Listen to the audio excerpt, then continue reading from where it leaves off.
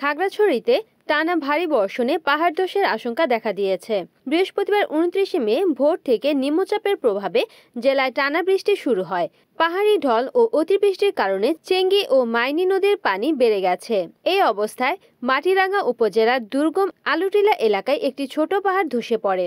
যদিও এতে এখন পর্যন্ত কোনো হতাহতের খবর পাওয়া যায়নি। জেলা প্রশাসনের তথ্য মতে জেলার বিভিন্ন এলাকায় পাহাড়ের পাদদেশে ঝুঁকি নিয়ে বসবাস করছে প্রায় 30 থেকে 35,000 পরিবার। এর মধ্যে শুধু পৌর এলাকার 30টি স্থানে বসবাস করছে প্রায় 3,500 পরিবার।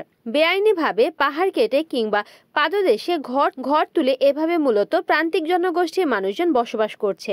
বর্ষা এলেই বাড়ে তাদের আতঙ্ক।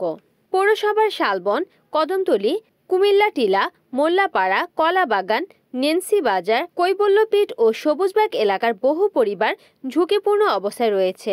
এছাড়া দীঘিনালা, মাটিরাঙ্গা, মহালছড়ি, রামগড়, লক্ষ্মীছড়ি ও মানিকছড়ি উপজেলার বিভিন্ন স্থানেও পাহাড়ের পাদদেশে মানুষজন বসবাস করছে। খাগড়াছড়ি ফায়ার সার্ভিসের উপসহকারী পরিচালক মোহাম্মদ জাকির হোসেন বলেন, বৃষ্টিতে পাহাড় ধসের আশঙ্কা থাকে। ধস হলে জানমালের ক্ষতি হতে পারে, তাই আমরা মাইকিংয়ের মাধ্যমে মানুষকে আশ্রয়কেন্দ্রে যেতে অনুরোধ করেছি। রিপোর্ট করেছেন খাগড়াছড়ি প্রতিনিধি বিপ্লব তালুকদার, NN টিভি।